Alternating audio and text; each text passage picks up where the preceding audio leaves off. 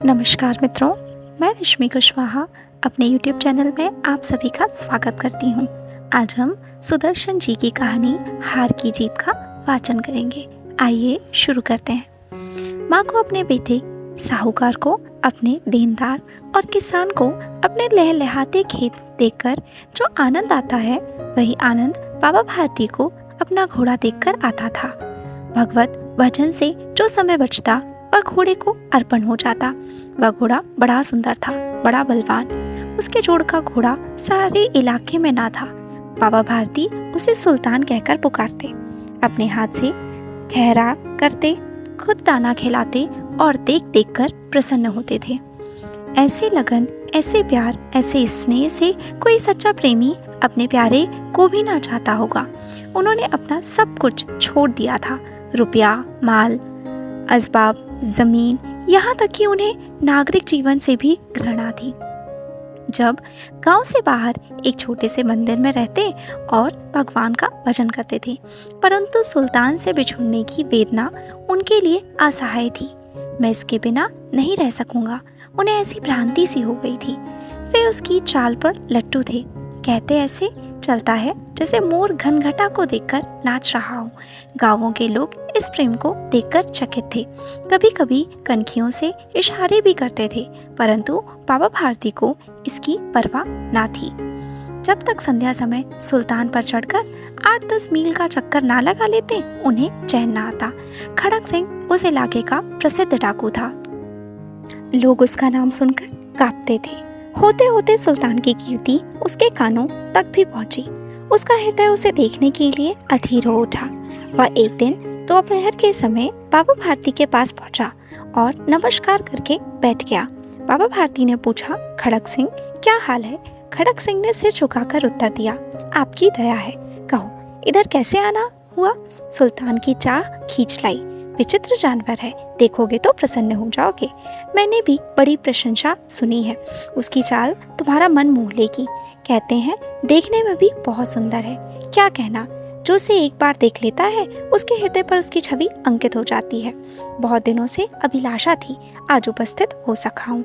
बाबा और खड़क सिंह दोनों अस्तबल में पहुंचे। बाबा ने घोड़ा दिखाया घमंड से। खड़क सिंह ने देखा बड़े आश्चर्य से। उसने सैकड़ों घोड़े देखे थे, परंतु ऐसा बाका घोड़ा उसकी आंखों से कभी ना गुजरा था। सोचने लगा, भाग्य की बात है, ऐसा घोड़ा खड़क सिंह के पास होना चाहिए था। इस साधु को ऐसी चीज़ों से क्या लाभ? कुछ देर तक आश्चर्य से चुपचाप खड़ा रहा। इसके पश्चात हृदय में हलचल होने लगी। बालकों की सी अधीरता से बोला, परंतु बाबा जी, इसकी चाल ना देखी तो क्या?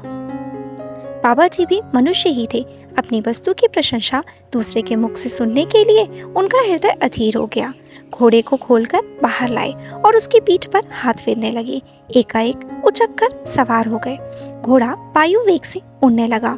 उसकी चाल देखकर, उसकी गति देखकर खड़क सिंह के हृदय पर सांप लौट गए।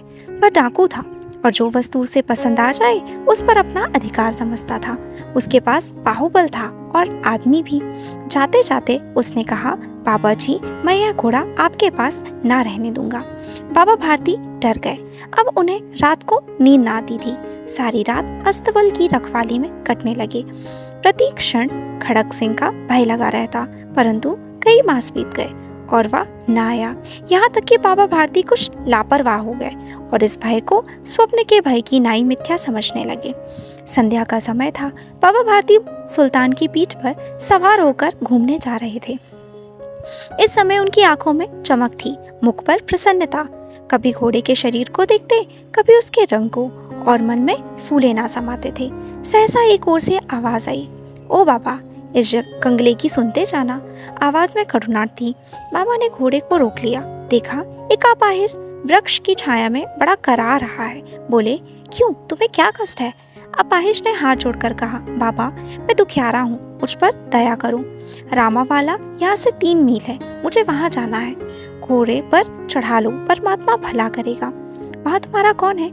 दुर्गादत्त वैद्य का नाम आपने सुना होगा, मैं उनका सौतेला भाई हूँ। बाबा भारती ने घोड़े से उतरकर अपाहिज को घोड़े पर सवार किया और स्वयं उसकी लगाम पकड़कर धीरे धीरे चलने लगे। सहसा उन्हें एक झटका सा लगा और लगाम हाथ से छूट गई। उनके आश्चर्य का ठिकाना ना रहा। जब उन्होंने देखा कि अपाहिज घोड़े की पीठ पर तनकर बैठा और घोड़े को दौड़ाए लिए जा रहा है, उनके मुख से भय, विस्मय और निराशा से मिली हुई चीख निकल गई। वह अपाहिज डाकू खड़क सिंह था। बाबा भारती कुछ देर तक चुप रहे और कुछ समय पश्चात कुछ निश्चय कर पूरे बल से चिल्लाकर बोले, जरा ठहर जाओ।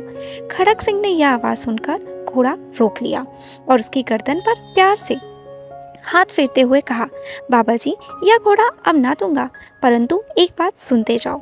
खड़क सिंह ठहर गया। बाबा भारती ने निकट जाकर उसकी ओर ऐसी आंखों से देखा जैसे बकरा कसाई की ओर देखता है, और कहा, यह घोड़ा तुम्हारा हो चुका है। मैं तुमसे इसे वापस करने के लिए ना कहूँगा, परंतु खड़क सिंह, केवल एक प्रार्थना करता हूँ, इसे अस्वीकार ना करना, नहीं तो मेरा दिल टूट जाएगा। बाबा जी, आज्ञा कीजिए, मैं आपका दास हूँ, केवल यह घोड़ा ना दूंगा। अब घोड़े का नाम ना लो, मैं तुमसे इस विषय में कुछ ना कहूँगा। मेरी प्रार्थना है, केवल यह है कि इस घटना को किसी के सामने प्रकट ना करना। खड़क सिंह का मुंह आश्चर्य से खुला रह गया। उसका विचार था कि उसे घोड़े को लेकर यहाँ से भागना पड़ेगा, परंतु बाबा जी ने स्वयं उसे कहा कि इस घटना को किसी के सामने प्रकट ना करना, इससे क्या प्रयोजन सिद्ध हो सकता है। खड़क सिंह ने बहुत सोचा, बहुत सिर मारा, परंतु कुछ समझ ना आया। हार कर उसने अपनी आंखें बाबा भारती के मुख पर गड़ा दी और पूछा, बाबा जी, इसमें आपको क्या डर है? सुनकर बाबा भारती ने उत्तर दिया, लोगों को यदि इस घटना का पता लग गया तो वो किसी गरीब पर विश्वास ना करेंगे। और यह कहते कहते उन्होंने सुल्तान की ओर इस तरह मुंह मोड़ लिया जैसे उनका इससे कभी कोई संबंध ही ना रहा हो। बाबा भारती चले गए, परंतु उनके शब्द खड़क सिंह के कानों में उसी प्रकार गूंज रहे थे। सोचता था, कैसे ऊंचे विचार हैं, कैसा पवित्र भाव है। उन्हें इस घोड़े से प्रेम था। इसे देखकर उनका मुख फूल की नाई खिल जाता था। कहते थे, इसके बिना मैं रह ना सकूंगा। इसकी रखवाली में वे कई रात सोए नहीं, भजन भक्ति ना कर रखवाली करते रहे, परंतु आज उनके मुख पर दुख की रेखा तक दिखाई न पड़ती थी। उन्हें केवल यह ख्याल था कि कहीं लोग गरीबों पर विश्वास करना ना छोड़ दें। उन्होंने अपने निज की हानि को मनुष्यत्व की हानि पर न्यौछावर कर दिया। ऐसा मनुष्य नहीं, देवता है। रात्रि के अंधकार में खड़क सिंह बाबा भारती के मंदिर पहुंचा। चारों ओर सन्नाटा था। आकाश पर तारे टिमटिमा रहे थे। थोड़ी दूर पर गांवों के कुत्ते भौंक रहे थे। मंदिर के अंदर कोई शब्द सुनाई ना देता था। खड़क सिंह सुल्तान की बाग पकड़े हुए था। वह धीरे धीरे अस्तबल के फाटक पर पहुंचा। फाटक किसी वियोगी की आंखों की तरह चौपट खुला था। किसी समय वहां बाबा भारती स्वयं लाठी लेकर पहरा देते थे, परंतु आज उन्हें किसी चोरी, किसी डाके का भय ना था। हानि ने उन्हें हानि की तरफ से बेपरवाह कर दिया था। खड़क सिंह ने आगे बढ़कर सुल्तान को उसके स्थान पर बांध दिया और बाहर निकलकर सावधानी से फाटक बंद कर दिया। इस समय उसकी आंखों में नेकी के आंसू थे। अंधकार में रात्रि ने तीसरा प्रहर समाप्त किया और चौथा पहर आरंभ होते ही बाबा भारती ने अपनी कुटिया से बाहर निकल ठंडे जल से स्नान किया। उसके पश्चात इस प्रकार जैसे कोई स्वप्न में चल रहा हो, उनके पांव अस्तबल की ओर मुड़े, परंतु फाटक पर पहुंचकर उनको अपनी भूल प्रतीत हुई। साथ ही घोर निराशा ने पांवों को मन भर का भारी बना दिया। वे वहीं रुक गए। घोड़े ने स्वाभाविक मेघा से अपने स्वामी के पांवों की चाप को पहचान लिया और जोर से हिनहिनाया। बाबा भारती दौड़ते हुए अंदर घुसे और अपने घोड़े से गले से लिपटकर इस तरह रोने लगे जैसे बिछड़ा हुआ पिता चिरकाल के पश्चात पुत्र से मिलकर रोता है। बार बार उसकी पीठ पर हाथ फेरते, बार बार उसके मुंह पर थपकियां देते और कहते थे, अब कोई गरीबों की सहायता से मुंह ना मोड़ेगा। थोड़ी देर के बाद जब वह अस्तबल से बाहर निकले तो उनकी आंखों से आंसू बह रहे थे। ये आंसू उसी भूमि पर ठीक उसी जगह गिर रहे थे जहां बाहर निकलने के बाद खड़क सिंह खड़ा रोया था। दोनों के आंसुओं का उसी भूमि की मिट्टी पर परस्पर मिलाप हो गया। धन्यवाद।